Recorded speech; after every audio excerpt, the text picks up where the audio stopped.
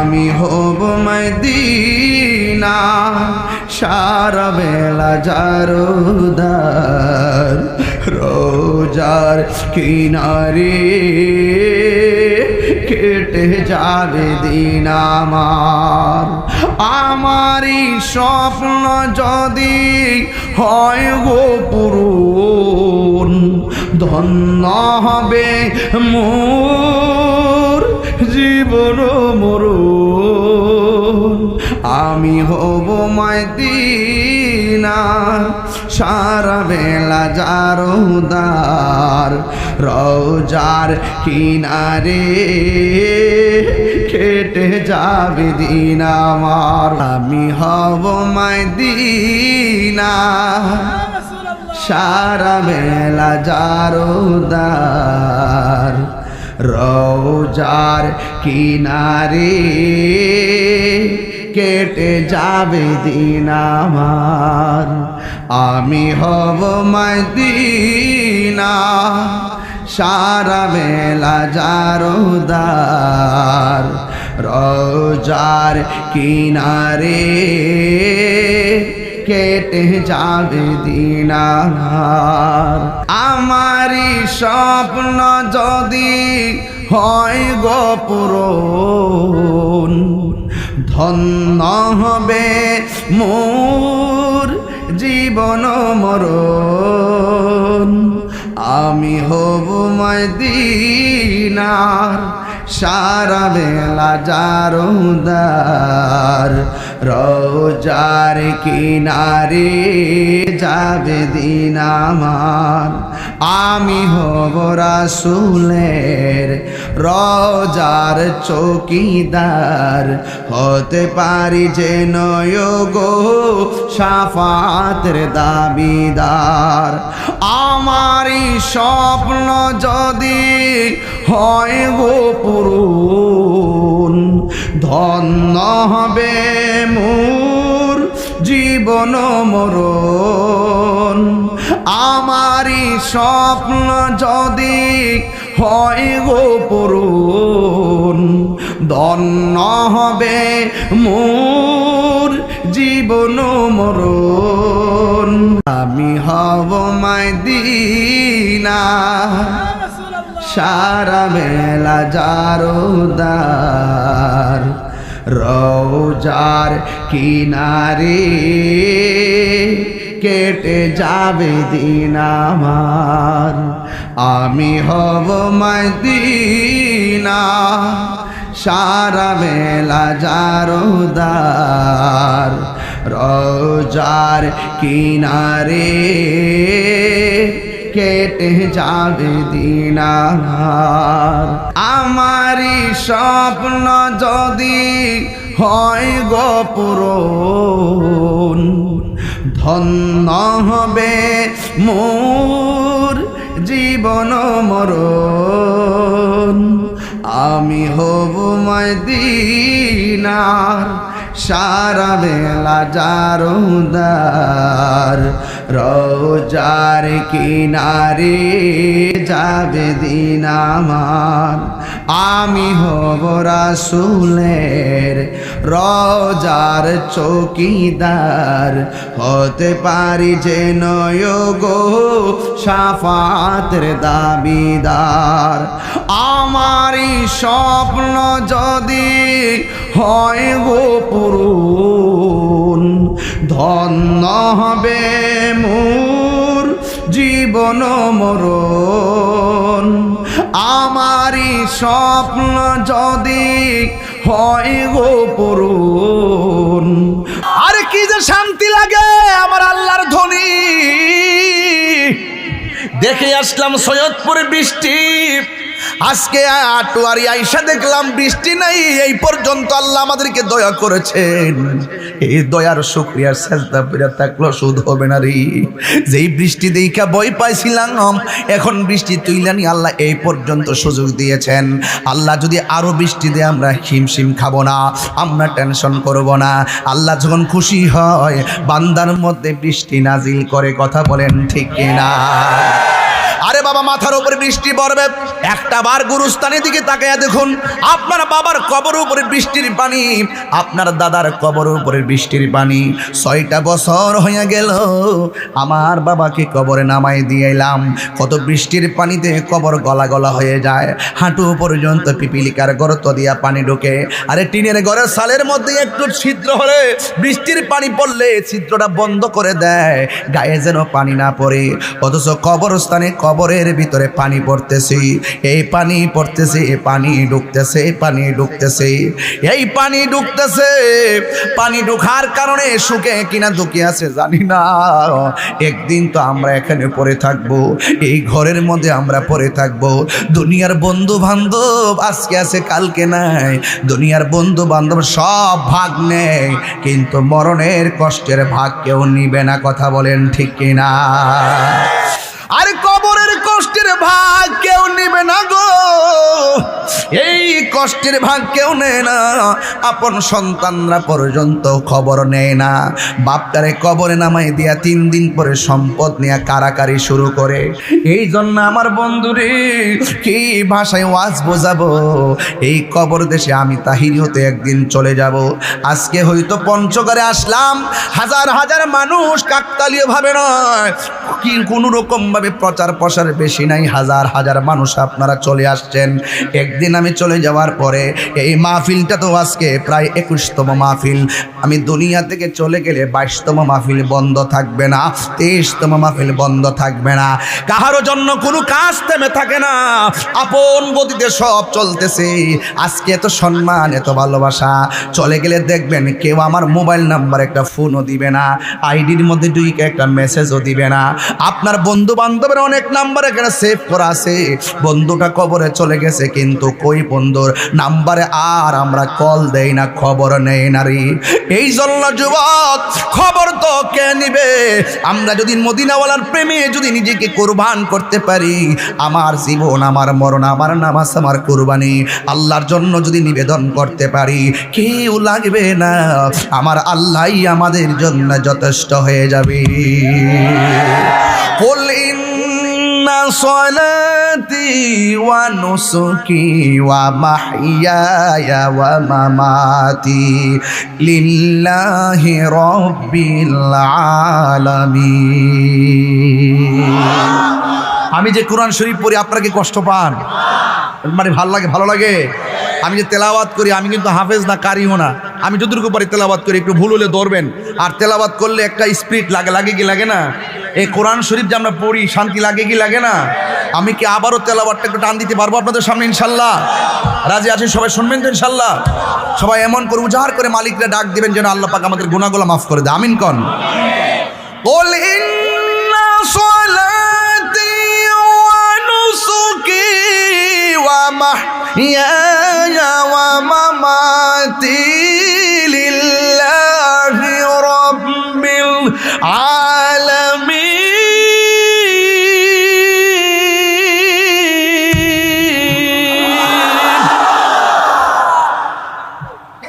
শান্তি লাগছে? নামাজ পড়ব কার সন্তুষ্টির জন্য? আমার নামাজ, আমার কুরবানি, আমার জীবন, আমার মরণ একমাত্র আল্লাহ দিয়েছেন, আল্লাহর জন্য আমরা সব করব।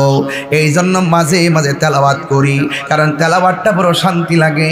কোরআন কবরের মধ্যে যাওয়ার পরে ডান পাশ দিয়ে একটা আলো আপনাকে আলো দিবে, আপনি জিজ্ঞাসা করবেন তুমি কেডায়?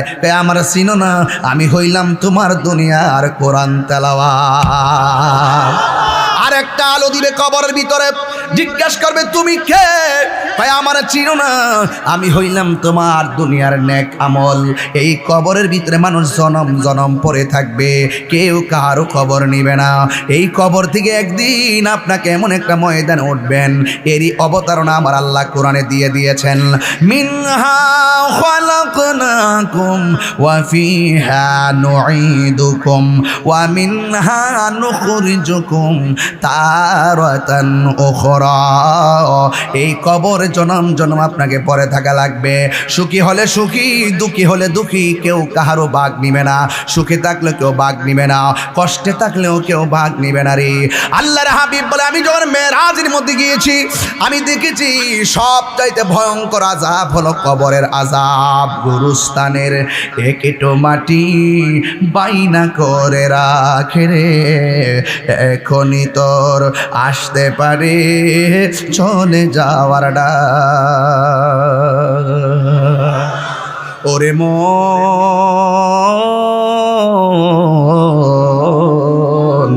গুরুস্থানের একেটো মাটি বায়না করে রাখে রে, এখনই তোর আসতে পারে চলে যাওয়ার ডাক। কাঁদিস না মন শিশুর মতো, এমনই তো হয়। এই তো জীবন অন্যের দেয়া, তোর তো জীবন নয় রে, তোর তো জীবন নয়। খাঁচার ভিতর প্রাণের ময়না চিরদিন আর আপন রয় না, হঠাৎ করে পালিয়ে যাবে একটু পেলে ফাঁকে রে। গুরুস্থানের একটু মাটি বায়না করে রাখে রে, এখনই তোর আসতে পারে চলে যাওয়ার ডাক। আসতে পারে কি পারে না? ওরে মন,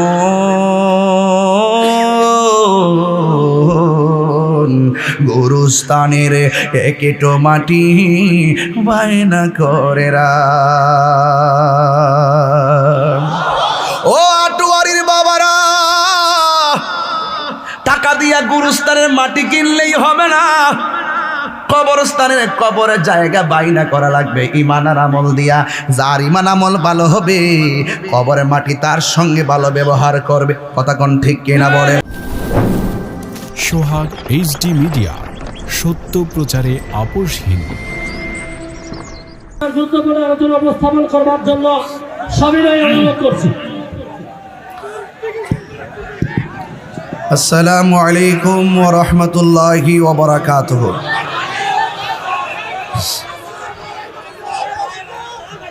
الصلاة والسلام عليك سيدي يا رسول الله،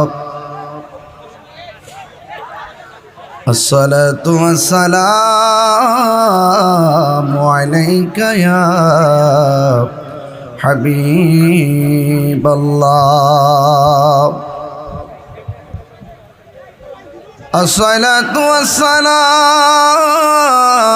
والسلام عليك يا شفيع المذنبين، الصلاة والسلام عليك يا رحمة للعالمين. الحمد لله، الحمد لله رب العالمين، خالق السماوات والأرضين. الصلاة والسلام على أشرف الأنبياء والمرسلين، وعلى آله وأصحابه وأزواجه وذريته أجمعين، الذي أرسله بالحق بشيرا ونذيرا وداعيا إلى الله بإذنه وسراجا منيرا. إن الله وملائكته يصلون على النبي يا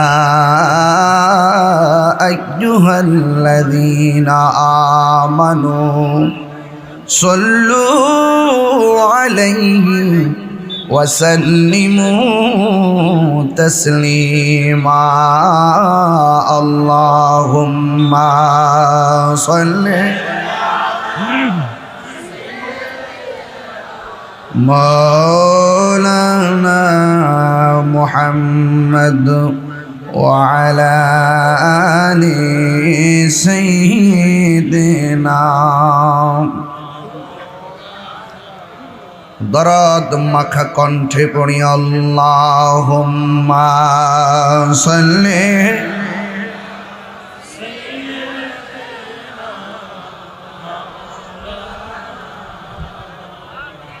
وعلى آل سيدنا হেরার গুহায় তোমারি থেন আসমান থেকে নামে আল কোরআন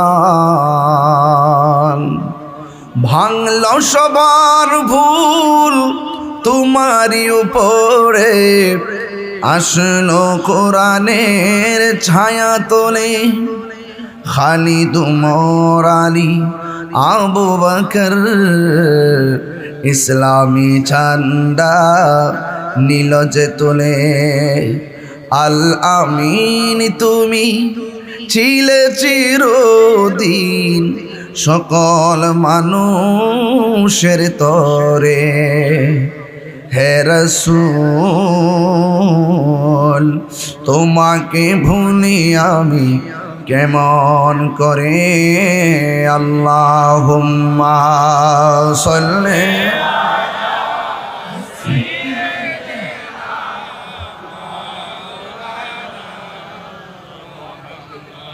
وعلى آل سيدنا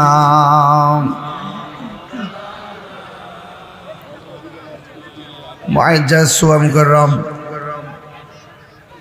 ধামুর ইউনিয়নবাসীর উদ্যোগে হাজী সমীর উদ্দিন উচ্চ বিদ্যালয় প্রাঙ্গণ আটোয়ারি পঞ্চগড়ের বিভিন্ন দিক দিগন্ত থেকে ছুটে আসা আল্লাহ প্রেমিক রাসূল প্রেমিক মুরব্বী বাবারা নওজোয়ান ভাইয়েরা 21তম ওয়াজ ও দোয়ার মাহফিলের সম্মানিত সভাপতি জনাব মোহাম্মদ রফিকুল ইসলাম সাহেব, আজকের মাহফিলের প্রধান আকর্ষণ, প্রধান অতিথি, আন্তর্জাতিক খ্যাতি সম্পন্ন মুজাহিদ আহলুস সুন্নাহ, যার সাথে আমি অনেক মাহফিল করেছি, আপনাদের এলাকার, আপনাদের এই জেলার, সারা বাংলাদেশের গর্বিত সন্তান মুজাহিদ আহলুস সুন্নাহ। যত মাহফিল আমি করি সমস্ত মাহফিলে আপনাদের এই সন্তান আমার মাহফিলে প্রধান অতিথি থাকে। এখানে হুজুরের নামটা সবার আগে দেওয়া দরকার ছিল, এখন আর অতিথি হইল। তারপরও এটা সারা বাংলাদেশের মানে ফেসবুকেও তো পোস্টারটা যায়। এটা আমাদের যে আমরা যে আদব লালন করি সে লালনের জায়গা থেকে কিছু প্রশ্ন থেকে যায়, এটা আপনাদের গর্ব। আল্লামা আলহাজ মুফতি উসমান গনি সালি হুজুর মাদ্দাজিল্লাহুল আলী, আল্লাহ পাক হুজুর হায়াতের মধ্যে বরকত দান করুন, আমিন পড়েন। আজকের মাহফিলে আমার ডানে বামে অনেক উলামায়ে কেরাম বসে আছেন। বিশেষ করে পাকেরহাট ইসলামিয়া কামিল মাদ্রাসার প্রিন্সিপাল হুজুর সারা মানে অনেক শ্রম অনেক কষ্ট দিয়ে এত বড় একটি ধর্মীয় বিদ্যাপীঠ কামিল মাদ্রাসা, সাধারণ 4 টাকানি কথা না, খেদমত করতেছেন। আজকে আমার সাথে গাড়িতে আমরা একসাথে বসেছিলাম হুজুরের সাথে। হুজুর বলতেছেন যে মাদ্রাসা থেকে যে বাড়িতে যেতে মন চায় না, কাজ শেষ করে এশারের নামাজ আজান হয়ে যায় মাদ্রাসাতে। এটি হলো দ্বীনের প্রতি দরদ, মাদ্রাসার প্রতি দরদ, তাই না?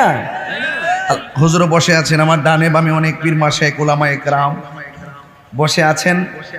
সবার প্রতি আমি শ্রদ্ধা নিবেদন করছি যে আল্লাহ রাব্বুল আলামিন এই বৈরী আবহাওয়ার মাঝেও এই মাহফিলটা যখন আমাকে দাওয়াত করা হয়েছিল, যখন এই মাহফিলটার প্রচার প্রসারের কেবলমাত্র শুরু করার কথা ছিল, ঠিক ওই মুহূর্তে শিলাবৃষ্টি, মানে খুব ভয়ঙ্করভাবে আপনাদের এলাকায় শিলাবৃষ্টি হয়েছিল।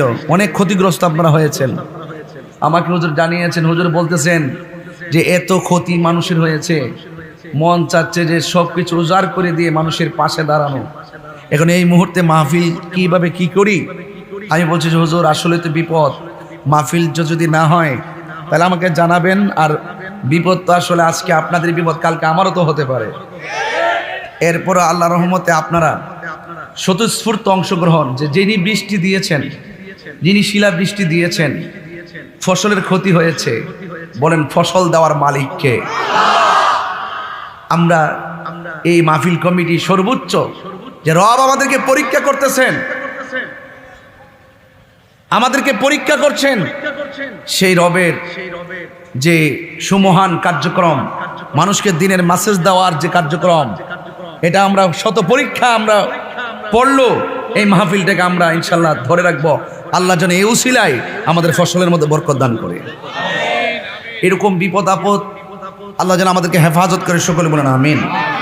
তো আপনারা বুঝতেই পারতেছেন, আপনাদের দৃশ্যমান ক্ষতিগ্রস্ত আপনারা হয়েছেন এই শিলাবৃষ্টির কারণে।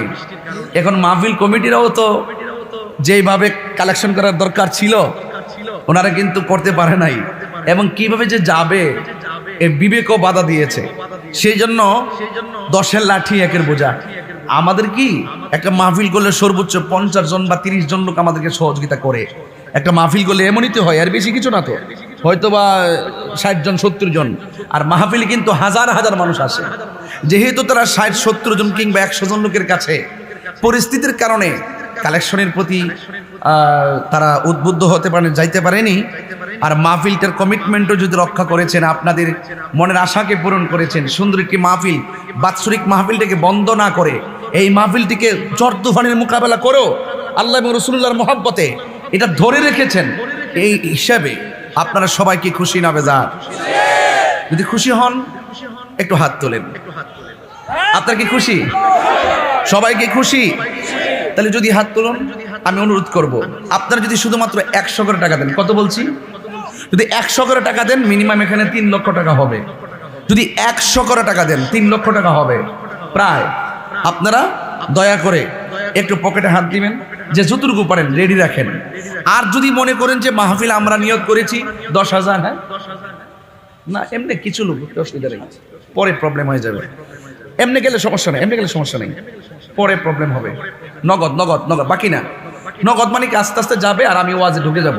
5 মিনিট হয়তো সময় এদিক সেদিক হবে, পরবর্তীতে আমি এই সুযোগটা হয়তো পাবো না। এই জন্য আপনাদেরকে অনুরোধ করলাম, আমার মাহফিল কমিটি যারা আছেন তারা জানো, অসুবিধা নেই।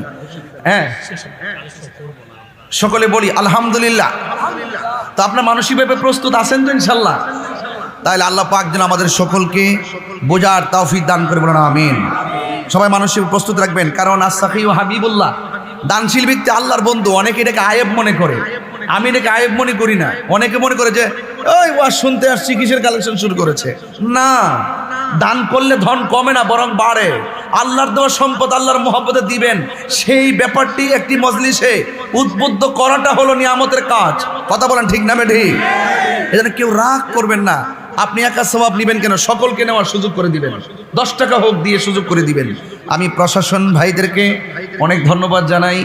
ওনারা অনেক কষ্ট করে আমাকে এই অনেক গ্যাদারিং থেকে মাহফিলে নিয়ে এসেছেন। আলহামদুলিল্লাহ, আল্লাহ পাক যেন আমাদের সবার আয়োজনকে কবুল করে, সকল বলেন আমিন। আমাদের আপনাদের গর্বিত সন্তান, আমার অত্যন্ত পরম প্রিয় শ্রদ্ধেয় আলহাজ আল্লামা মুফতি ওসমান গনি সালি হুজুর মদ্দাজিল্লাহ আলী হুজুর আমাকে খুব খুব আদর করে দাওয়াত করেছেন, এবং আমিও অনেক চেষ্টা করেছি আমার কমিটমেন্টকে রক্ষা করার জন্য। বলুন, ইজ্জতের মালিক কে? আল্লাহ। হায়াতের মালিক কে? এই মাহফিল এনেছেন কে? বৃষ্টি দেওয়ার মালিক। এই মুহূর্তে বৃষ্টি হলে আমরা কি রাগ করব? যিনি বৃষ্টি দিয়েছিলেন তিনি এখন বৃষ্টি বন্ধ রেখেছেন। আজকে যখন আমি সৈয়দপুরে নামবো, ঠিক ওই মুহূর্তে পাইলট বলছিলেন, বিমান কর্তৃপক্ষ বলছিলেন যে আকাশের অবস্থা খুবই খারাপ, এজন্য এটা 20 মিনিট দেরি হবে। আমরা ঝড় তুফান থেকে অনেক দূরে অবস্থান করতেছি, আস্তে আস্তে নামবো, তখন খুব ভয় হচ্ছিল যে এই মাহফিলটা না জানে কি হয়। এই পর্যন্ত আল্লাহ আমাদেরকে ভালো রেখেছেন, এটাই আমাদের বড় সার্থকতা। আলহামদুলিল্লাহ বলেন। আমি আপনাদের সামনে যতটুকু আলোচনা করব আদবের সাথে, অত্যন্ত দিলটাকে নরম করে আলোচনা শুনবেন। আমরা একদিন এই পৃথিবী ছেড়ে চলে যাব, এই পৃথিবীতে কেউ থাকবো না। আপনাদের এলাকার গর্বিত সন্তান আল্লামা শায়েখ শহীদ নুরুল ইসলাম ফারুকী রহমতুল্লাহ আলাই, কথা বলুন। সারা বিশ্ব যার কাফেলা অনুষ্ঠান দেখে মুগ্ধ হতো, অনেক অদৃশ্য বিষয়াদিগুলো হুজুরের বাদান্যতে আমরা দেখতে পারতাম। আর সেই ফারুকী হুজুরের সাথে সহযোদ্ধা হয়ে আপনাদের এই গর্বিত সন্তান আল্লামা মুফতি উসমান গনি সালি হুজুর, তিনি আজ সেটা চালিয়ে যাচ্ছেন। এক ধরনের হায়ানার লোক কণ্ঠকে স্তব্ধ করার জন্য ঘরের মধ্যে প্রবেশ করে তাকে কি করলো? দুনিয়া থেকে বিদায় করে দিল। মনে রাখবেন, যারা খুনি হবে, খুনিদের শাস্তি অনেক ভয়ঙ্কর হবে। কথা বলেন ঠিক না বেঠে? এই জন্য কোনোদিন খুনের পথ বেছে নিবেন না, মানুষকে ঠকানোর পথ বেছে নিবেন না, মানুষকে নিন্দার পথ বেছে নিবেন না। মানুষকে ভালোবাসবেন, মানুষকে শ্রদ্ধা করবেন, মায়া করবেন, এতে আপনার সম্মান বেড়ে যাবে। কথা বলেন ঠিক কিনা? এজন্য আল্লাহ রাব্বুল আলামিন কোরআনুল কারীমের মধ্যে বলেছেন, এত নিয়ামত তোমারে দিলাম, এত কিছু তোমাকে দিলাম, এত কিছু অবলোকন করাচ্ছি, আকাশ দিয়েছি, জমিন দিয়েছি, দিনে চলার জন্য সূর্য দিয়েছি, রাতে চলার জন্য চাঁদ দিয়েছি, বৃষ্টি দিয়েছি জমিনকে উর্বর করার জন্য। এরপর বান্দা, ইয়া আইয়ুহাল ইনসানু মা গাররাকা বিরাব্বিকাল কারীম, কিসে তোমাকে, হে মানুষ, কিসে তোমাকে তোমার রব থেকে দূরে সরিয়ে নিচ্ছে? এই জন্য আল্লাহ রাব্বুল আলামিন বলছেন যে কিসে তোমাকে দূরে সরিয়ে নিয়ে যাচ্ছে, তোমাকে কিসে ধোঁকায় ফেলে দিচ্ছে? তোমাকে এত নিয়ামত দিয়েছি, ফাবি আই আলাই রাব্বিকুমা তুকাজ্জিবান, তোমাকে এত নিয়ামত আমি দিয়েছি, কিসে তুমি কোন নিয়ামতকে অস্বীকার করবে? কাইফা তাকফুরুনা বিল্লাহ, হ্যাঁ, তুমি কিভাবে তোমার রবকে অস্বীকার করছো? তুমি যে ছিলে নির্জীব, তোমাকে সজীব করেছি। তুমি ছিলে নিষ্প্রাণ, আমি তোমাকে প্রাণ দিয়েছি। প্রাণ দিয়েছি কিভাবে? প্রথম তো তোমার উৎপত্তি এক ফোঁটা পানি, সেখান থেকে রক্ত, সেখান থেকে গোশতের টুকরা, সেখান থেকে সুটাম দেহ, দেহের ভিতরে রড দিয়ে তোমাকে আমি প্রাণ দিয়েছি, তোমাকে সুটাম দেহের অধিকারী করেছি। এরপর তোমাকে পৃথিবীতে পাঠিয়েছি, আমি আল্লাহ তোমাকে পৃথিবীতে পাঠিয়েছি, তোমাকে আলো দেখার সুযোগ করে দিয়েছি। এরপরে তুমি মনে রাখো, তোমাকে এত কিছু দেওয়ার পর তুমি ডানে ঘুরো, বামে ঘুরো, সামনে যাও, পিছনে যাও, যেভাবে তুমি ঘুরো না কেন, মেসেজ কিন্তু একটাই, সুম্মা ইলাইহি তুরজাউন, আমি পাঠিয়েছি, আমার দিকে ফিরে আসতে হবে। জবান খুলে বলুন, হিসাব নেওয়ার মালিক কে? আপনাকে এই কথাগুলো খুব হৃদয় থেকে অনুভব করতে হবে, একদম হৃদয়ের গভীর থেকে অনুধাবন করতে হবে। আমি সামাজিক আলোচনা করব, কারণ এই বৃষ্টি হয়েছে, বৃষ্টিতে ফসল নষ্ট হয়ে গিয়েছে। আল্লাহ এমনও হতে পারে, এমন সুযোগ দিয়ে দিবেন, এই বছরে যত ক্ষতি হয়েছে আগামীতে সেটা পুষো যেতে পারে। বলুন, বরকত দেওয়ার মালিক কে? সেই রবের ইবাদত করতে হবে। সেই রব আমাদেরকে পাঠিয়েছেন, সেই মালিক ছাড়া কাউকে সাজদা করা যাবে না, আল্লাহ ছাড়া কাউকে সাজদা করা যাবে না। বলুন, সাজদা পাওয়ার মালিক কে? যত মুসিবত আসবে সাজদার পরিমাণ তত বাড়িয়ে দিবেন। এতে নিয়ামত দেওয়ার মালিক কে? আল্লাহ। এই জন্য আমার যুবক ভাইয়েরা, আকাশের দিকে তাকিয়ে বৈরী আবহাওয়ার দিকে খেয়াল করে আপনাদের ধৈর্যচ্যুত না ঘটিয়ে আমি যতটুকু কথা বলবো কথাগুলো মনোযোগ দিয়ে শুনবেন। আল্লাহ রাব্বুল আলামিন কোরআনুল কারীমের মধ্যে বলে দিয়েছেন, ইন্নালিল মুত্তাকিনা মাফাসান হাদাইকা ওয়া আ'নাবা ওয়া কাওয়াইবা আতরাবা। ভয় করব একজনকে, তিনি কে? সাজদা পাওয়ার মালিক কে? এই জন্য আমরা আল্লাহকে ভয় করব। আজকে মব ভায়োলেন্স কেন বেড়ে গেল? আজকে জুলুম কেন বেড়ে গেল? আজকে কেন খুন গুম বেড়ে গেল? একটাই কারণ, কেউ কাউকে মানে না, সন্তান মাকে মানে না, বাবাকে মানে না। এর একটা মাত্র কারণ, আমাদের ভিতরে তাকওয়া কমে গেছে। যদি আল্লাহর ভয় অন্তরে থাকতো, কবরের জবাবদিহিতার ভয় থাকতো, হাসরের ময়দানের জবাবদিহিতার ভয় থাকতো, পৃথিবী একদিকে জবাবদিহিতা যদি আরেক দিকে রাখতেন, যে আমরা দুনিয়া যাই করি না কেন একজনের দরবারে জবাব দিতে হবে। জবানটা খুলে বলুন তিনি কে? ওয়া ইলাহুকুম ইলাহু ওয়াহিদুন লা ইলাহা ইল্লা হুয়ার রহমানুর রহিম। আল্লাহ হলো একজন, তিনি ছাড়া কোনো ইলাহ নাই। তিনি আমাদেরকে একমাত্র তার গোলামি করার জন্য বানিয়েছেন। যিনি রহমান, তিনি রহিম, তিনি ছাড়া আর কোনো ইলাহ নাই। সেই মহান রবের ইবাদত করতে হবে। আল্লাহ রাব্বুল আলামিন কোরআনের মধ্যে বলে দিয়েছেন, ওয়া মা খালাকতুল জিন্না ওয়াল ইনসা ইল্লা লিয়াবুদুন। আল্লাহ বলে, আমি মানুষ এবং জিন জাতিকে বানিয়েছি একমাত্র আমি আল্লাহর গোলামি করার জন্যে। নামাজের মাধ্যমে যার গোলামি হয়, রোজার মাধ্যমে তার গোলামি হয়, যাকাতের মাধ্যমে তারই গোলামি হয়। আল্লাহ রাব্বুল আলামিন আমাদেরকে আশরাফুল মাখলুকাত বানিয়েছেন, সৃষ্টির সেরা জীব বানিয়েছেন, কথা সত্য। কিন্তু এই কোরআন সাক্ষী দেয়, মানুষের মধ্যে এমন কিছু মানুষ আছে সবার শ্রেষ্ঠ, আবার মানুষের মধ্যে কিছু মানুষ আছে পশুর চাইতে আরো নিকৃষ্ট। কথা বলেন ঠিক কিনা? যদি আল্লাহর কাছে শ্রেষ্ঠ থাকতে চান, আল্লাহর কাছে যদি উৎকৃষ্ট হতে চান, তাইলে আপনাকে আল্লাহর বেঁধে দেওয়া যে বিষয়, আল্লাহ যে আমাদেরকে বেঁধে দিয়েছেন, এই পথে চলো, এই পথে চলিও না। মা আতাকুমুর রাসূলু ফাখুযুহু ওয়া মা নাহাকুম আনহু ফান্তাহু। আল্লাহ রাব্বুল আলামিন যা কিছু আমাদের জন্য কল্যাণকর বলেছেন তা আমাদেরকে গ্রহণ করা লাগবে, আর যা থেকে নিষেধ করেছেন তা থেকে আমাদেরকে দূরে থাকা লাগবে। এখন আমি পঞ্চগড়, ধামুর, ওটুয়ারির মানুষদেরকে প্রশ্ন করতে চাই, আল্লাহ রাব্বুল আলামিন আমাদের জন্য যা কিছু বলেছেন করো, কল্যাণকর করতে হবে। যা থেকে নিষেধ করেছেন তা থেকে আমাদেরকে দূরে থাকতে হবে। এই জন্য আপনারা বলেন, মাদকের রাস্তাটা কি ভালো রাস্তা না খারাপ রাস্তা? আরো জোরে বলুন। হারাম রাস্তা কি ভালো না খারাপ?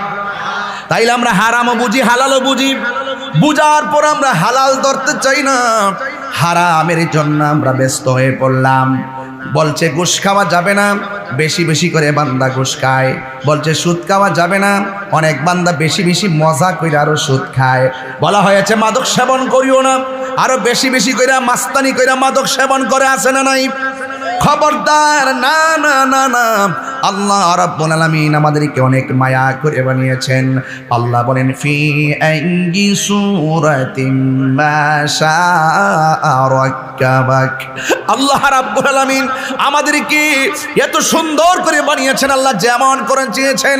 আল্লাহ রাব্বুল আলামিন এই যে পৃথিবীর এত সুন্দর দেখতেছেন, সবুজ গাছগাছালি সব কিছু আল্লাহ রাব্বুল আলামিন আমাদের জন্য, বান্দাদের জন্য সৌন্দর্য মণ্ডিত করে দিয়েছেন।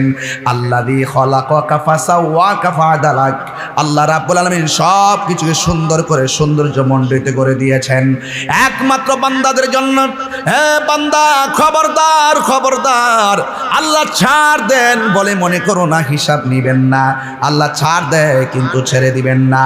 যাররা যাররা পরিমাণ হাসরের ময়দানে হিসাব নিবেন আমার আল্লাহ। যাররা যাররা পরিমাণ হিসাব নিবে আমার আল্লাহ।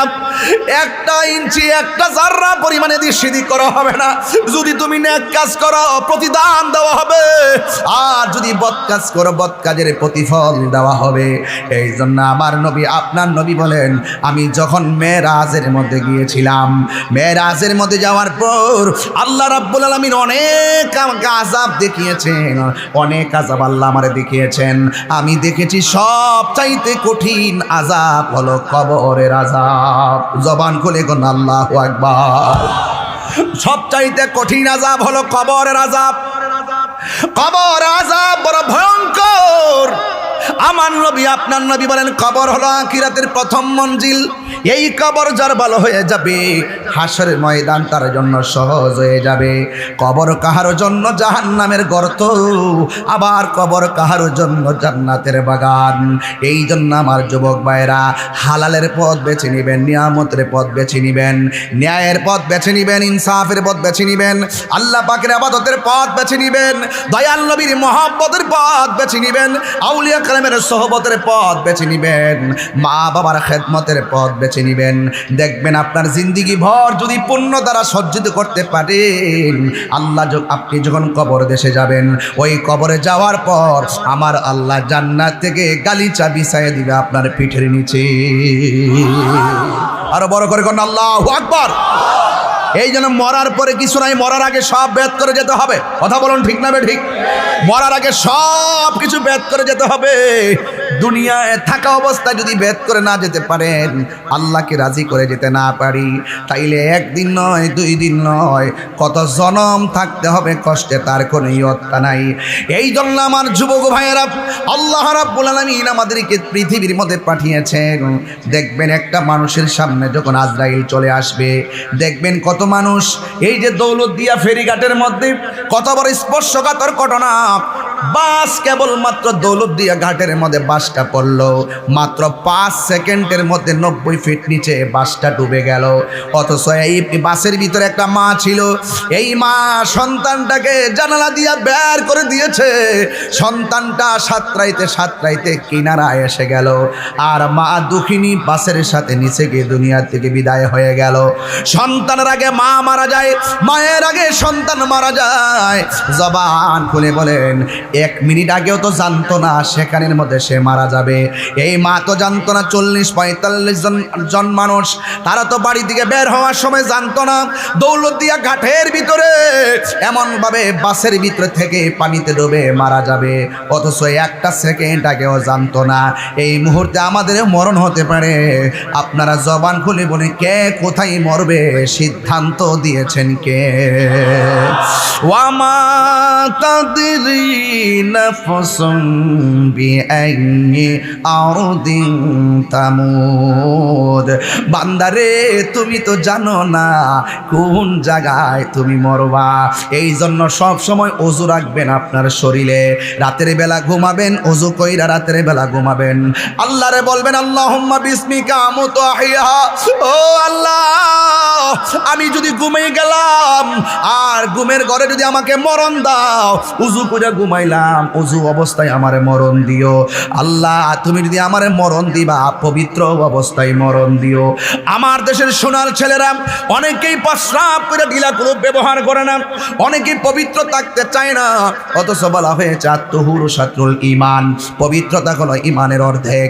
এই জন্য আপনাদের সকলকে অনুরোধ করে বলবো সব সময় পবিত্র থাকবেন, আর রাতের বেলা ওযু করে ঘুমায় যাবেন। এমন হতে পারে ঘুমের ঘরেও আজরাইল আসতে পারে কি পারে না। আজরাইল অনেক ভয়ঙ্কর। আজরাইল যখন আসবে অনেক ভয়ঙ্কর, অনেক ভয়ঙ্কর। যদি ঈমান না থাকে বুঝবেন সাকরাতুল মাউত। আর রুহু নেওয়ার সময় তো কষ্ট হবেই, কিন্তু রুহুটা নেওয়ার সময় আজরাইলের বিকট চেহারা। যখন আপনাদের এই এলাকায় ধামুরা যখন এসে আপনার ঘরের দরজায় যখন আজরাইল দাঁড়িয়ে যাবে, আটোয়ারি এসে যখন ঘরের দরজায় আজরাইল দাঁড়িয়ে যাবে, আপনার যদি ঈমান না থাকে, সহিহ আমল যদি না থাকে, আজরাইল দেখলে বুঝবেন কত ভয়ঙ্কর। আজরাইল দেখা মাত্রই আপনার রগগুলো ছিঁড়ে যাবে, হাড্ডিগুলো খুলে যাবে, রক্তগুলো পানি হয়ে যাবে। কেউ আজরাইলকে দেখে জিহ্বার মধ্যে কামড় মারবে, কেউ আজরাইলকে দেখে 2টা চোখ উল্টিয়ে দিবে, কেউ আজরাইলকে দেখে পায়খানা প্রস্রাব করে বাসিয়ে দিবে। এত ভয়ঙ্কর হবে সাকরাতুল মাউত। ওই সময় মানুষ তৃষ্ণার্ত হয়ে যাবে। 7 সমুদ্র 13 নদীর পানি যদি মুখের মধ্যে ঢেলে দেওয়া হয়, 1 ফোঁটা তৃষ্ণাও মিটবে না।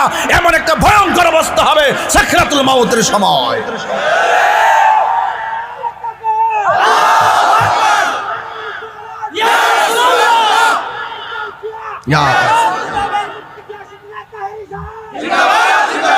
আল্লাহু আকবার জোরে বলুন। তাহলে ওই আজরাইল আসার আগে একদম ডান বাম তাকাবেন না, নীরব থাকবেন, কোন আওয়াজ নেই, দিকে একটু তাকিয়ে থাকুন। বলুন, এই মুহূর্তে আমাদের মৃত্যু আসতে পারে কি পারে না? আহা, এই মুহূর্তে আমাদের মৃত্যু হতে পারে। যেই কোনো মুহূর্তে আজরাইল আমাদের সামনে চলে আসবে। আজরাইল আসার আগে আমাদের সকলকে কি করতে হবে?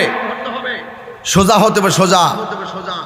এখনো সময় আছে, আমরা অনেক বাঁকা আছি, এগুলো থেকে ফিরে আসতে হবে। ইহদিনাস সিরাতাল মুস্তাকিম, সেই সোজা রাস্তায় আসতে হবে। এই সোজা রাস্তায় না আসলে মৃত্যু হবে অনেক কঠিন। আল্লাহর হাবিব সাল্লাল্লাহু আলাইহি ওয়াসাল্লাম বরাবরের মতোই আমাদেরকে বলেছেন কবর আযাব ভয়ঙ্কর। ওসমান যুন্নুরাইন রাদিয়াল্লাহু তাআলা আনহু তিনি কুরুস্তানে গেলে চোখের পানি ফেলে কান্না করতেন, কবর আযাব এত ভয়ঙ্কর, অথচ তিনি ছিলেন জান্নাতের টিকিট প্রাপ্ত। বুঝতে পেরেছেন? যত আল্লাহর ওলি দেখবেন, সকল যত কামেল মুর্শিদ দেখবেন, যত আল্লাহওয়ালারা দেখবেন, সবচেয়ে বেশি কান্না করে কবর আযাবের ডরে। এই জন্য আজকে আমরা মনে করি গায়ে যেহেতু জোর আছে, শক্তি যেহেতু আছে, টাকা যেহেতু আছে, আর আমাদের কাছে কি হবে? আজরাইল কি এত সহজে আসবে নাকি? না, বহুত সন্তান দেখা যায় মোটর সাইকেল দিয়ে রাস্তা দিয়ে ঘুরে টাকের নিচে চলে গেছে, আজরাইল সেখানে হাজির হয়ে গেছে। কথা বলেন ঠিক কিনা? যেই কোনো মুহূর্তে আসতে পারি কি পারে না? এই জন্য ভয় করবো একজনকে, জবান খুলে বলেন তিনি কে? আল্লাহকে ভয় যারা করবে, আল্লাহ রাব্বুল আলামিন কোরআনে বলে দিয়েছেন, ওয়ালিমান খাফা মাকামা রাব্বিহি জান্নাতান। আমি আল্লাহকে যারা ভয় করবে, আমি আল্লাহ রাব্বুল আলামিন তার একটা নয়, আমি আল্লাহ রাব্বুল আলামিন তাকে 2টা জান্নাত দিয়ে দিব। জান্নাত দেওয়ার মালিক কে? আর বড় করে বলেন কে? জান্নাত দেওয়ার মালিক হলো আমার আল্লাহ। এই জান্নাত পেতে গেলে নামাজ লাগবে, এই জান্নাত পেতে গেলে নবীর মহব্বত লাগবে, এই জান্নাত পেতে গেলে আউলিয়া কেরামের সোহবত লাগবে। এই জন্য আমার যুবক ভাইয়েরা, আজকের এই ইমানি নুরানি ধামর মাহফিলের দোকানদারের দোকানের ভিতরে না জানি আজকের মাহফিলে যারা এসেছেন কার জন্যে কাফনের কাপড় রেডি হয়ে আছে জানি না। এই এমন একটা কাপড়, সাদা কাপড় আমাকে আপনাকে লাগাইয়া দিবে। পুরুষের কাপড় হলো 3টা, মা বোনদের কাপড় হলো 5টা। এই কাপড়ের মধ্যে কোনো সেলাই নাই, এই কাপড়ের মধ্যে কোনো পকেট নাই। বন্ধুরে, সবার কাপড় হবে সাদা। এমপি বুঝি না, মন্ত্রী বুঝি না, ওসি বুঝি না, ডিসি বুঝি না, বক্তা বলি না, শ্রোতা বুঝি না, সব মানুষের গায়ের মধ্যে সাদা কাফন লেগে যাবে। এই সাদা কাফনটা গায়ের মধ্যে লাগার আগে আমরা কি আল্লাহকে একবার বলতে পারি না, আল্লাহ যেই দিন আমাদের মরণ দিবা, আমার নূরের নবী হায়াতুল নবীর নূরানি চেহারা মুবারক দেখায়া দেখায়া আমাদেরকে মরণ দিও। এই জন্য আমার যুবক ভাইয়েরা, নবীকে দেখে মরণের কামনা করবেন। আমার নবীকে দেখে যদি ইন্তেকাল করেন আপনার নসিব খুলে যাবে। এই সাদা কাপড় আসার আগেই আপনি আল্লাহর ইবাদত করেন, নবীর মহব্বত রাখেন। এই বড়ই পাতার গরম জলটা হওয়ার আগে আপনি আল্লাহকে চিনেন, নবীকে চিনেন। আরে মসজিদের মধ্যে খাট আছে, আসিন আপনাদের মসজিদে কি আছে? অনেক মসজিদে আছে এসএস, অনেক আগে ছিল কাঠ। আগে কি ছিল? কাঠ ছিল না, কাঠ ছিল। এই মসজিদে আমি প্রায় মাহফিলের মধ্যে একটা গজল সঙ্গীত গাইতাম, গাইবো আজকে। সঙ্গীতটাকে বলতে পারবো আপনাদের এলাকায়? আর সত্যি আছে কি না বলেন না? আপনার মসজিদের বারান্দায় কি খাটটা আছে না? মসজিদের ওই পালকি খানা আসবে সবার কাছে, সবার জানা। আপনারা কি জানেন না? জানলে এই খাটটা দেখলেও তো অন্তত মসজিদে পড়ে থাকতে মন চায়, বলেন না? মসজিদের ওই পালকিখানা আসবে সবার কাছে, সবার জানা। বড়ই পাতার গরম ঝোলে, বড়ই পাতার গরম ঝোলে শেষ গোসল দিবে সবজনা। গোসল শেষে সাদা কাফনে চির বিদায় দিবে সব জনা। গোসল শেষে সাদা কাফনে চির বিদায় দিবে সব জনা। মৃত্যুর যন্ত্রণা এত কঠিন সইতে আমি পারিব না। কবরের আযাব এত কঠিন সইতে আমি পারিব না। আধার কবরে আলো জেলে সাপ বিচ্ছু সব দূরে ঠেলে। আধার কবরে আলো জেলে সাপ বিচ্ছু সব দূরে ঠেলে। বেহেশত হতে আমার লাগি, বেহেশত হতে আমার লাগি করে দিও ফুলের বিছানা। মৃত্যুর যন্ত্রণা এত কঠিন সইতে আমি পারিব না। কবরের আযাব এত কঠিন সইতে আমি পারিব না। ও গো দয়াময় হে রহিম, ও গো দয়াময় হে রহিম, চাই যে তোমারই করুণা। মৃত্যুর যন্ত্রণা এত কঠিন সইতে আমি পারিব না। জোরে জোরে কি আল্লাহু আকবার বলা যাবে না? দয়ার মালিককে একটু প্রাণ খুললা রবের ডাক দিয়া কোন তিনবার কোন আল্লাহ। আরে কি যে শান্তি লাগে আমার আল্লাহর ধ্বনি। দেখে আসলাম সৈয়দপুরে বৃষ্টি, আজকে আটোয়ারি আইসা দেখলাম বৃষ্টি নাই। এই পর্যন্ত আল্লাহ আমাদেরকে দয়া করেছেন। এই দয়ার শুকরিয়া সেজদা করে থাকলো শুধু হবে না রে। যেই বৃষ্টি দেখা ভয় পাইছিলাম, এখন বৃষ্টি তুইলানি আল্লাহ এই পর্যন্ত সুযোগ দিয়েছেন। আল্লাহ যদি আরো বৃষ্টি দেয় আমরা হিমশিম খাবো না, আমরা টেনশন করব না। আল্লাহ যখন খুশি হয় বান্দার মধ্যে বৃষ্টি নাজিল করে, কথা বলেন ঠিক কিনা? আরে বাবা, মাথার উপরে বৃষ্টি পড়বে, একটা বার গুরুস্থানের দিকে তাকায়া দেখুন। আপনার বাবার কবরের উপরে বৃষ্টির পানি, আপনার দাদার কবরের উপরে বৃষ্টির পানি। 6টা বছর হয়ে গেল আমার বাবাকে কবরে নামাই দিয়ে এলাম। কত বৃষ্টির পানিতে কবর গলা গলা হয়ে যায়, হাঁটু পর্যন্ত পিপিলিকার গর্ত দিয়া পানি ঢোকে। আরে টিনের ঘরের সালের মধ্যে একটু ছিদ্র হলে বৃষ্টির পানি পড়লে ছিদ্রটা বন্ধ করে দেয়, গায়ে যেন পানি না পড়ে। অথচ কবরস্থানে কবরের ভিতরে পানি পড়তেছে, এই পানি পড়তেছে, পানি ঢুকতেছে, পানি ঢুকতেছে, এই পানি ঢুকতেছে। পানি ঢুকার কারণে শুকে কিনা দুঃখী আছে জানি না। একদিন তো আমরা এখানে পড়ে থাকবো, এই ঘরের মধ্যে আমরা পড়ে থাকবো।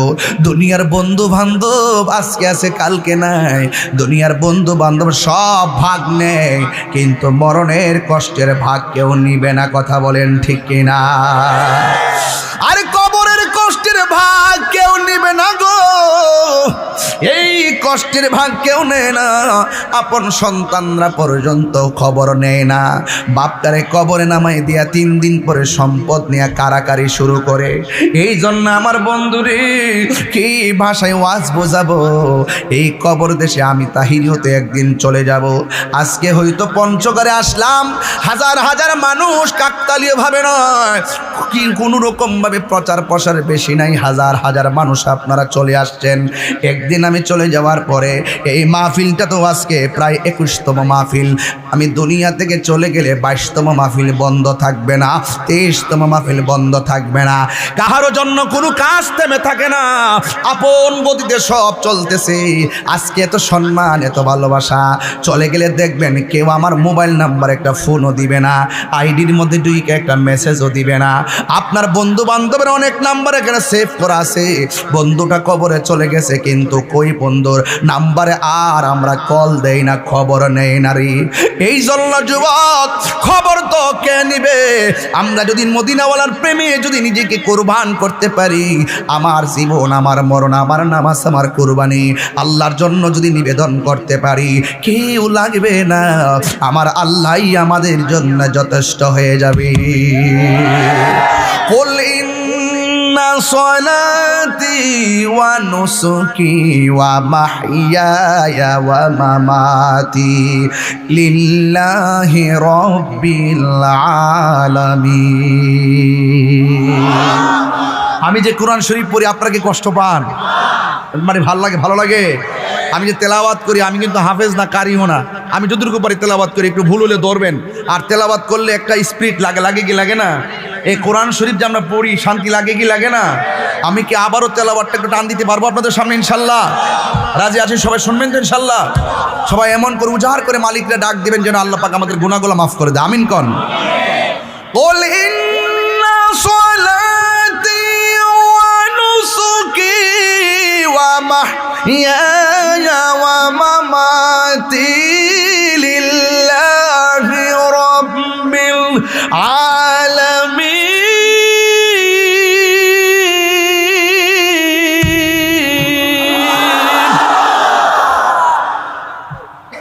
শান্তি লাগছে? নামাজ পড়ব কার সন্তুষ্টির জন্য? আমার নামাজ, আমার কুরবানি, আমার জীবন, আমার মরণ একমাত্র আল্লাহ দিয়েছেন। আল্লাহর জন্য আমরা সব করব। এই জন্য মাঝে মাঝে তেলাওয়াত করি, কারণ তেলাওয়াতটা বড় শান্তি লাগে। কোরআন কবরের মধ্যে যাওয়ার পরে ডান পাশ দিয়ে একটা আলো আপনাকে আলো দিবে। আপনি জিজ্ঞাসা করবেন, তুমি কেডায়? আমার চিনো না? আমি হইলাম তোমার দুনিয়ার কোরআন তেলাওয়াত। আর একটা আলো দিবে কবরের ভিতরে, জিজ্ঞাসা করবে, তুমি কে? ভাই আমার চিনো না? আমি হইলাম তোমার দুনিয়ার নেক আমল। এই কবরের ভিতরে মানুষ জনম জনম পড়ে থাকবে, কেউ কারো খবর নিবে না। এই কবর থেকে একদিন আপনাকে এমন একটা ময়দানে উঠবেন, এরই অবতারণা আমার আল্লাহ কোরআনে দিয়ে দিয়েছেন। মিনহা খালাকনাকুম ওয়া ফিহা নুঈদুকুম ওয়া মিনহা নুখরিজুকুম তারাতান উখরা। এই কবর জনম জনম আপনাকে পরে থাকা লাগবে। সুখী হলে সুখী, দুঃখী হলে দুঃখী, কেউ কাহারও ভাগ নিবে না। সুখে থাকলে কেউ ভাগ নিবে না, কষ্টে থাকলেও কেউ ভাগ নিবে না রে। আল্লাহর হাবিব বলে, আমি যখন মেরাজের মধ্যে গিয়েছি, আমি দেখেছি সবচাইতে ভয়ঙ্কর আযাব হলো কবরের আযাব। গুরুস্থানের একেটো মাটি বাইনা করে রাখে রে, এখনই তোর আসতে পারে চলে যাওয়ার ডাক। ওরে মন,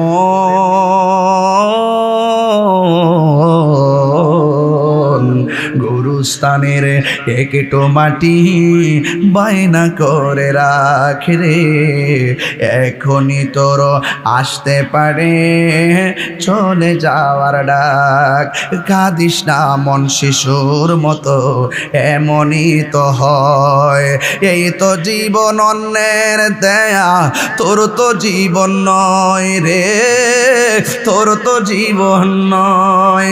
খাঁচার ভিতর প্রাণের ময়না, চিরদিন আর আপন রয় না। হঠাৎ করে পালিয়ে যাবে, একটু পেলে ফাঁকে রে। গুরুস্থানের একটু মাটি বায়না করে রাখে রে, এখনই তোর আসতে পারে চলে যাওয়ার ডাক। আসতে পারে কি পারে না? ওরে মন,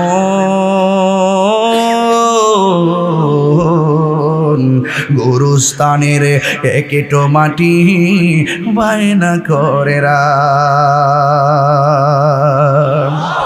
ও আটুয়ারির বাবারা, টাকা দিয়া গুরুস্থানের মাটি কিনলেই হবে না, কবরস্থানের কবরে জায়গা বাইনা করা লাগবে ইমান আর আমল দিয়া। যার ইমান আমল ভালো হবে, কবরের মাটি তার সঙ্গে ভালো ব্যবহার করবে। কথা কোন ঠিক কিনা বলেন? হ্যাঁ, গাঞ্জা মদ ইয়াবা বাবা ট্যাবলেট খাইলে কি কবরে আযাব থেকে বাঁচা যাইব? হায় হায়, খবরদার, জবানকে পবিত্র করতে হবে, আত্মাটারে ঠিক করতে হবে, মুনাফিকি বন্ধ করতে হবে। আঙ্গদের সাথে মুনাফিক নাই আছে? মুনাফিক আছে না নাই? আপনি হয়তো জানেন না, আমি আসার আগে কত মানুষ রাস্তাঘাটে কত কথা কইছে। কিছু আছে, কিছু লোক আছে না, ওই এরে দাওয়াত করছে, মানে কত কথা বলছে দোকানে বৈশা বৈশা। আবার খবর নিয়ে দেখবেন এরাই ফাঁকে ফাঁকে বৈশা রইছে। হ্যাঁ, কথা কি সঠিক? কথা সঠিক, এরাই ফাঁকে ফাঁকে বৈশা রইছে। আমি বদদুয়া করি না, আপনি বলেছেন বলুন, একটু কাছে আসেন, কাছে এসেন, কথা বলেন, সামনে বসেন, হয়তো আমাকে বুঝে আপনার দলে নেন, নাইলে আপনি বুঝে আমার দলে আসেন। এর চাইতে কি সুন্দর কথা পঞ্চগড়ে আছে? হয়তো আমাকে বুঝে আপনার দলে নিবেন, নাইলে আপনি বুঝে আমার দলে আসবেন। এর চাইতে বড় সমীকরণ আমার কাছে নাই। আরে বাবা, মানুষ হিসেবে তো ভুল হতে পারে, পারে কি পারে না বলেন? কিন্তু মুনাফিকি করবেন না। মুনাফিকি করলে কিন্তু অবস্থা ভয়ানক হবে। মুনাফিক ও লন্ডন থেকে এসে মুনাফিকি করে না, মুনাফিক হয় আপনার ঘরের সাথে। ঘরের সাথে আপনার মেয়ে একটা গোল্ডেন এ প্লাস পেলো, স্কুল কলেজে আপনার মেয়েকে পুরস্কার দেওয়া হলো, আর আপনার ঘরের সাথে যে এই ছেলেটা আছে, যে এই মানুষটা আছে, সে বলতেছে গোল্ডেন এ প্লাস পাইছে, মেডেল দিতেছে, নকল করে না ফাঁস করছে।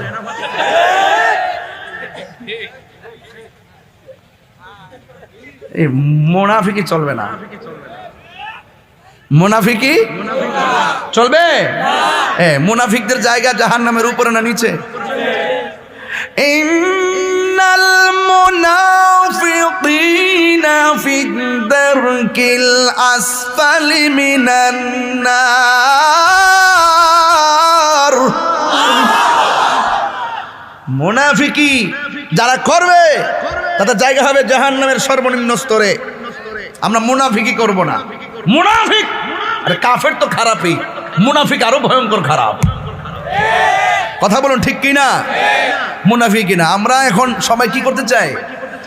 আমরা সবাই যা বলবো ওপেন বলবো, গোপনে নয়, কাহারও অগোচরে নয়, সরাসরি বলো। আমাকে তো ফেসবুকে কেউ যদি উল্টা পাল্টা বলে, আমি পরিষ্কার ভাষায় রিপ্লাই দিয়ে আপনার আম্মাকে আমার সালাম দিবেন।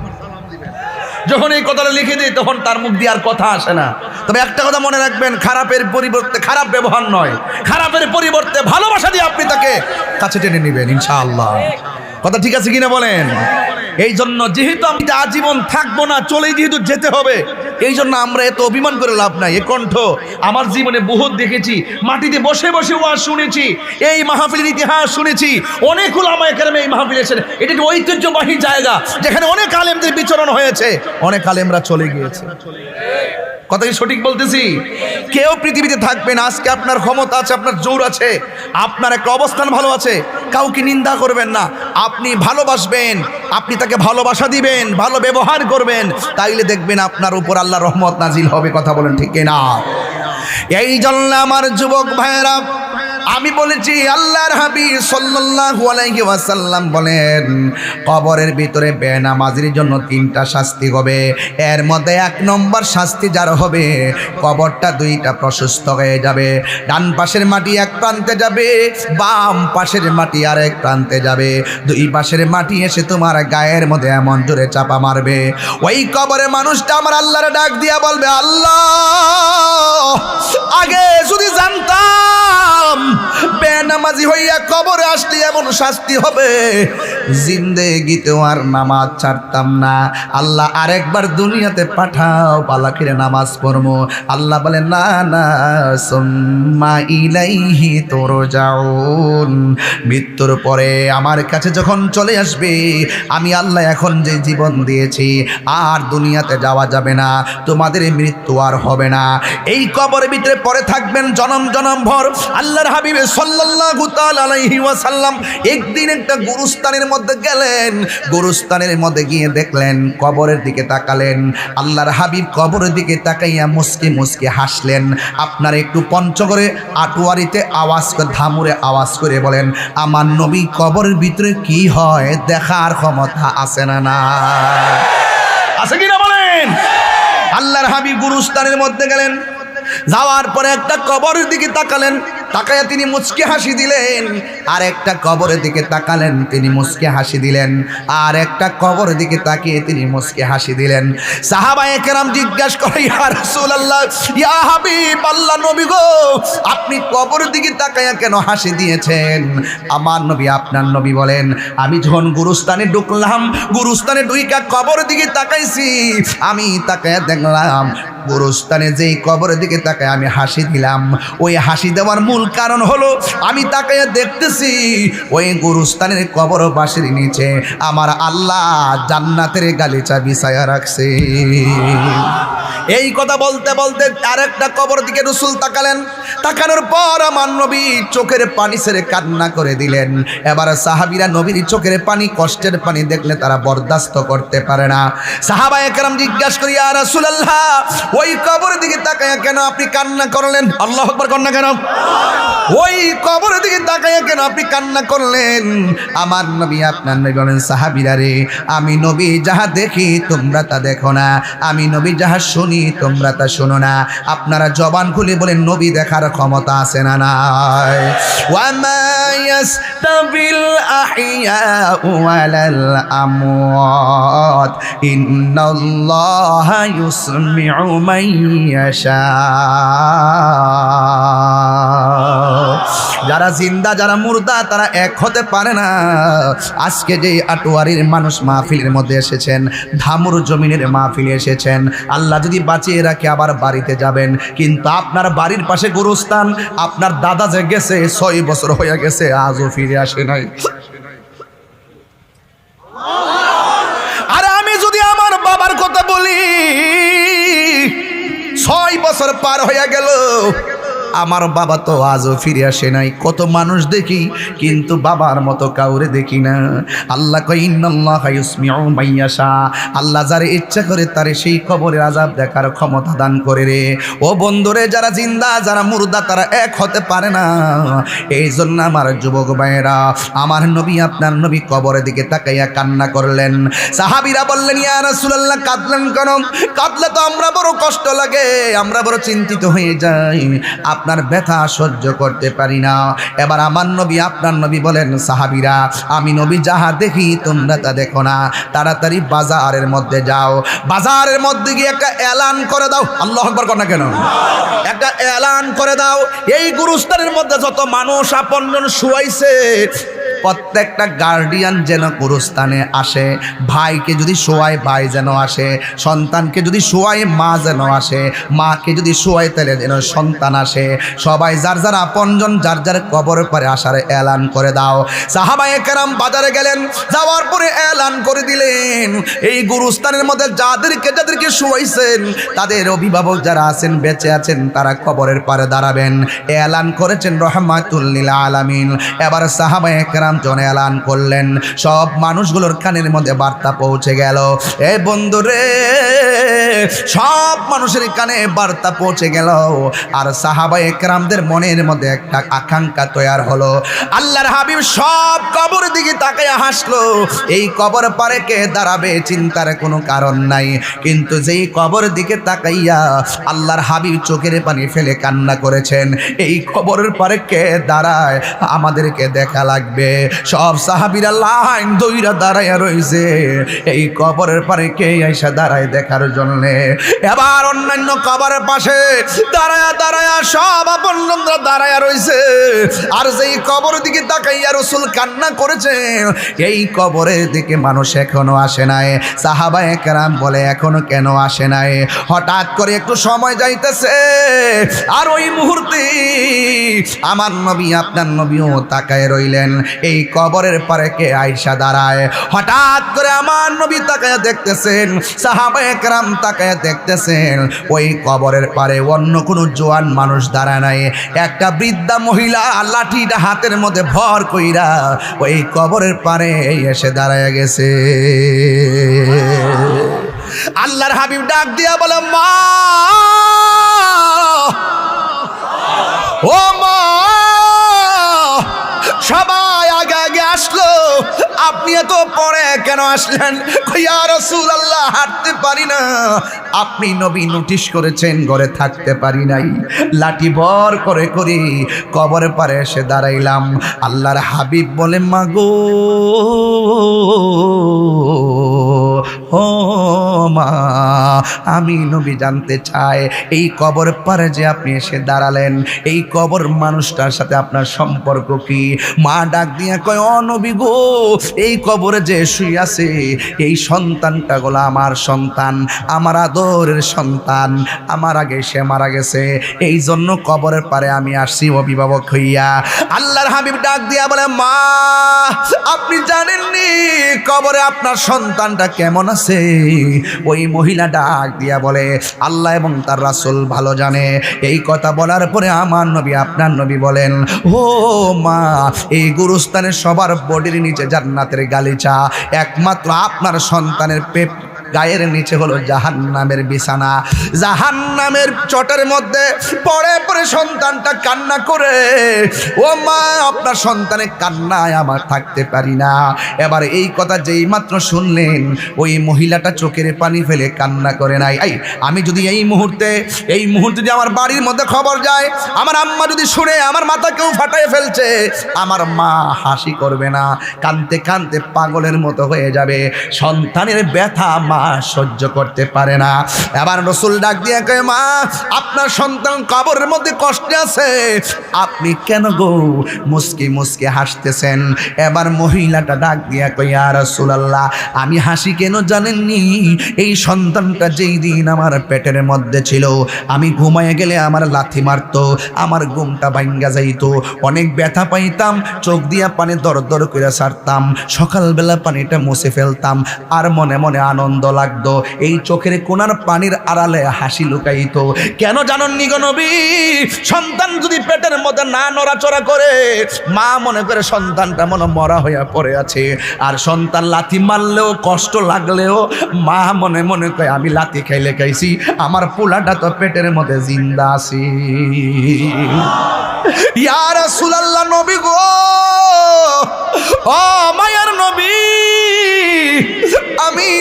আমি যখন খাইতে বসতাম, আমার সন্তান আমার ওই মুহূর্তে লাথি মারতো, প্লেটটা মাঝে মাঝে রেখে দিতাম। মানুষ আমার জিগাইতো, খাই না কেন?